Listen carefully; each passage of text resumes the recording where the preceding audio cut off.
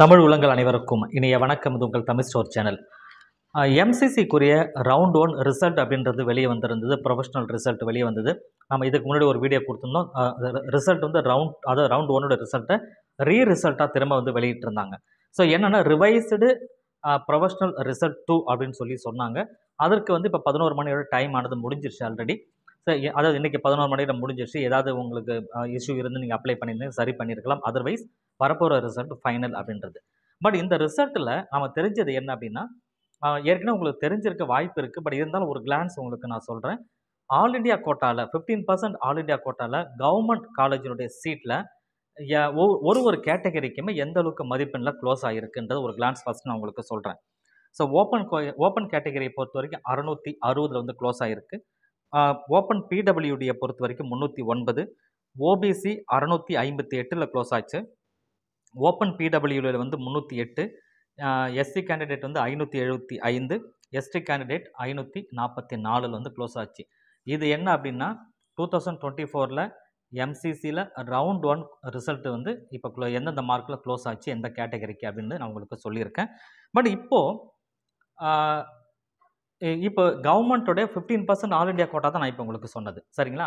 இது இல்லாத மிக முக்கியமானது டீம்டு யூனிவர்சிட்டிஸ் அப்படின்னு சொல்கிறோம். இந்த டீம்டு யூனிவர்சிட்டிக்கு நிறைய பேர் அப்ளை பண்ணியிருப்பாங்க. ஈவன் தமிழகத்திலிருந்து நிறைய பேர் அப்ளை பண்ணியிருக்கீங்க. தமிழ்நாட்டில் இருக்கிற டீம்டு யூனிவர்சிட்டிஸ், பாண்டிச்சேரியில் இருக்கிற டீம்டு யூனிவர்சிட்டிஸ், இதில் வந்து எந்த மதிப்பெண்ணில் க்ளோஸ் ஆகிருக்கு? இப்போ டீம்டு யூனிவர்சிட்டினாவே ஒரு பெரிய விஷயம் என்னென்னா, நம்ம கையில் ஒரு அமௌண்ட் இருந்தாவே போதும். நான் ஏற்கனவே ஒரு வீடியோவில் சொல்லியிருப்பேன், குறைந்த அளவு நீங்கள் மதிப்பெண் எடுத்திருக்கீங்க, மிக குறைவான ஒரு 200 மதிப்பெண் தான் எடுத்திருக்கீங்க, ஆனால் உங்களுக்கு எம்பிபிஎஸ் சீட் வேணும் அப்படின்னா எனக்கு தெரிஞ்சிருக்கிற ஒரே ஆப்ஷன் வந்து டீம்டு யூனிவர்சிட்டி மட்டும்தான். ஆனால் மதிப்பெண் குறைவாக இருந்ததுன்னு சொன்னால் உங்கள் கையில் பணமானது அதிகமாக இருக்கணும். ஏதாவது ஒன்று தான், ஒன்று மதிப்பெண் அதிகமாக இருக்கணும், பணம் இல்லைன்னா கவலை இல்லை. ஆனால் இந்த இடத்துல வந்து பார்த்திங்கன்னா பணம் நிறைய இருக்குன்னா கண்டிப்பாக மதிப்பெண் குறைவாக இருந்ததுன்னு சொன்னால் பணம் கண்டிப்பாக அதிகமாக வேணும்.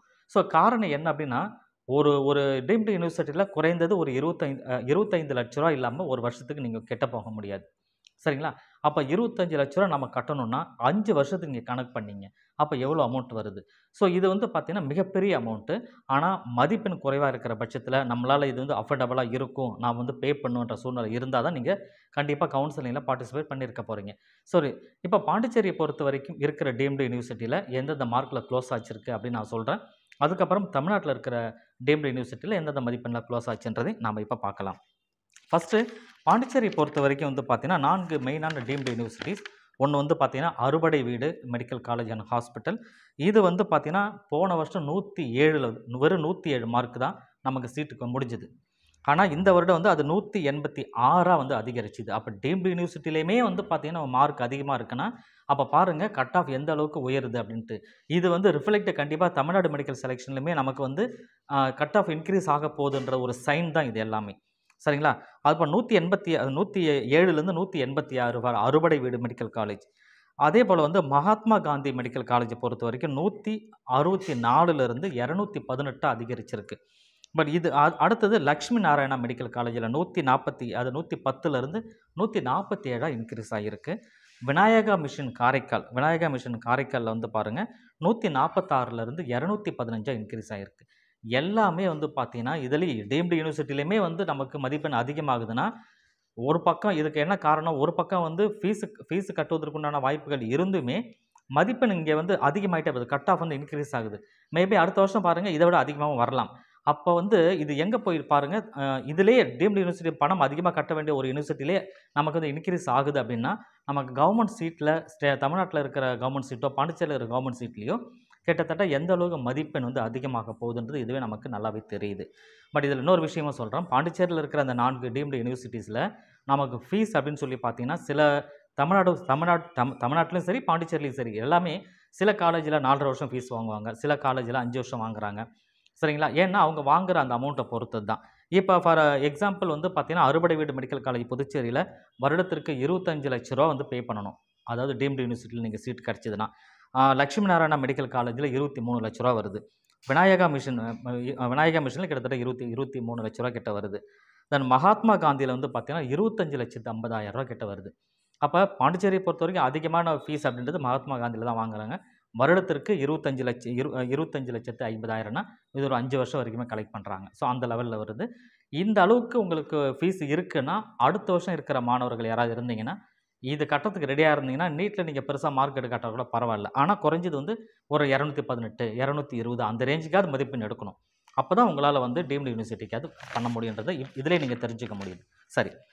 இப்போ தமிழ்நாட்டுக்குள்ள வரலாம். தமிழ்நாட்டுல நெறைய டீம்டு யூனிவர்சிட்டீஸ் இருந்தாலும், நான் இதில மேக்ஸிமம் கவர் பண்றதுக்கு பார்க்குறேன். எல்லாமே சொன்னாலும் வீடியோ ரொம்ப லென்த்தா இருக்கும்னு நெனைக்கிறேன். பட் இருந்தாலுமே ஃபாஸ்ட்டா நான் கொஞ்சம் சொல்றேன். இப்போ வந்து பார்த்தீங்கன்னா, பாரத் மெடிக்கல் காலேஜ் இது வந்து 180ல க்ளோஸ் ஆகியிருக்கு. நான் லாஸ்ட் இயர சொல்லல. எல்லாமே வந்து 80 மார்க்லேருந்து 50லேருந்து 80 மார்க், 85 மார்க், 90 மார்க் அப்படின்னு சொல்லி அதிகமா இருக்கு கம்பேர் டூ லாஸ்ட் இயர். இப்போ லாஸ்ட் இயர் கம்பேர் பண்ணும்போது இந்த வருடம் வந்து நான் இந்த டீம்டு யூனிவர்சிட்டியிலேயே வந்து அதிகமா தான் இருக்கு. சரிங்களா? அப்போ பார்த்துக்கோங்க. நான் சொல்லப் போற மதிப்பெண் லாஸ்ட் இயர் அதிகம் தான். பாரத் மெடிக்கல் காலேஜில 180. ஸோ இங்கெல்லாம் ஃபீஸ் வந்து வருடத்துக்கு 25 லட்ச ரூவான்னு சொல்லி வாங்குவாங்க. கிட்டத்தட்ட 4 லட்சம்னு 4 1/2 வருடத்திற்கு நினைக்கிறேன் இது. ஸோ 4 1/2 வருஷத்துக்கு கிட்டத்தட்ட அவங்க ஃபீஸ் வாங்குறாங்க. ஒரு வருஷமும் 25 ரூவான்னு சொல்லி. செட்டிநாடு காஞ்சிபுரம், செட்டிநாடு மெடிக்கல் காலேஜ் காஞ்சிபுரம் இதில வந்து பார்த்தீங்கன்னா 235ல க்ளோஸ் ஆகியிருக்கு. தென் வந்து மீனாட்சி மெடிக்கல் காலேஜ் இதில வந்து மீனாட்சி மெடிக்கல் காலேஜில் 216ல க்ளோஸ் ஆகியிருக்கு. சவிதா மெடிக்கல் காலேஜில் வந்து பார்த்தீங்கன்னா 315ல க்ளோஸ் ஆகிருக்கு. இது வந்து அதிகமாக இருக்குது. இதில் வந்து அதிகம் 315. ஸ்ரீ சாய் சத்யா ஸ்ரீ சத்ய சாய் மெடிக்கல் காலேஜில் 135 குறைவான மதிப்பெண். இங்கெல்லாம் வந்து பார்த்தீங்கன்னா வருடத்துக்கு 21,000 கலெக்ட் பண்ணிட்டு வந்தாங்க. ஒரு 5 வருடத்திற்கு வாங்குறாங்க. Sri Balaji Chennai medical college deemed யூனிவர்சிட்டீஸில் 173ல வந்து க்ளோஸ் ஆகிருக்கு. இங்கே வந்து பார்த்தீங்கன்னா 27 லட்ச ரூபாய்க்கு மேலே வந்து வருடத்திற்கு வாங்கிட்டு இருக்காங்க. ஏசிஎஸ்ல வந்து 190ல வந்து க்ளோஸ் ஆகிருக்கு. அவங்க 23 லட்ச ரூபா கிட்ட வருஷத்துக்கு வாங்கிட்டு இருந்தாங்க. 4 வருஷத்துக்கிட்ட கட்டணும் அது. சில காலேஜில் 5 வருஷம், சில காலேஜில் 4 வருஷம் அப்படின்னு இருக்குது.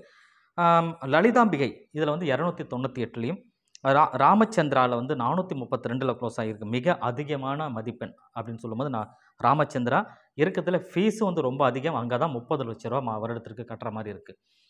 ஸோ இது இல்லாமல் எஸ்ஆர்எம் மெடிக்கல் காலேஜில் வந்து பார்த்தீங்கன்னா 292, Vels medical college and hospital இதில் வந்து பார்த்தீங்கன்னா 160ல் க்ளோஸ் ஆகிருக்கு.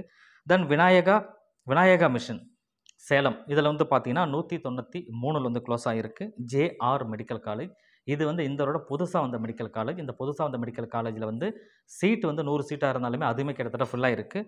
இந்த புதுசாக வந்த மெடிக்கல் காலேஜ்னால் லாஸ்ட் இயர் நமக்கு கிடையாது. இந்த வருடத்திற்கு 309ல் வந்து க்ளோஸ் ஆகிருக்கு. இருக்கிற டீம்டு யூனிவர்சிட்டியிலே தமிழ்நாட்டில் மிக குறைவான ஃபீஸ் வச்சிருக்கிற காலேஜ்னா அது வந்து இந்த ஜேஆர் மெடிக்கல் காலேஜ் புதுசாக வந்திருக்கிற காலேஜ் அப்படின்றதுனால ஃபீஸை பொறுத்த வரைக்கும் 18 லட்ச ரூபா வருஷத்துக்கு வாங்குறாங்க. இதுதான் குறைவானது.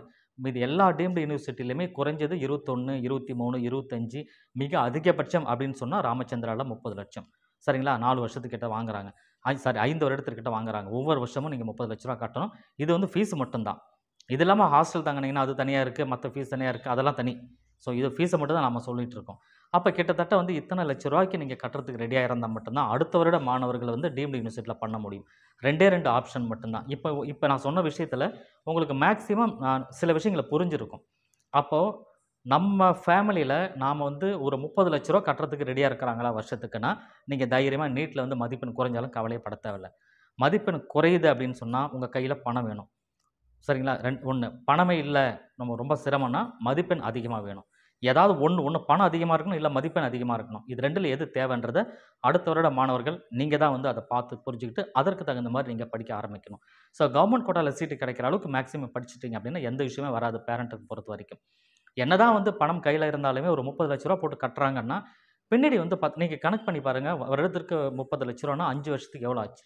ஸோ அப்ப இதெல்லாம் வந்து எங்கே போகுது? கோடிக்கணக்கில கெட்ட போற மாரி போயிடுது அப்ப. அப்போ இத்தனை லட்ச ரூபா கோடி அளவுல நம்ம ஒரு பணத்த கட்டி மெடிக்கல் சீட்டு படிக்கிறோம் அப்படின்னா, அது எந்த அளவுக்கு நம்ம இது பண்ண வேண்டியது இருக்க விஷயங்கள கவனிச்சுக்கணும். இது வந்து அடுத்த வருட மாணவர்கள் கவனிக்க வேண்டிய விஷயம்.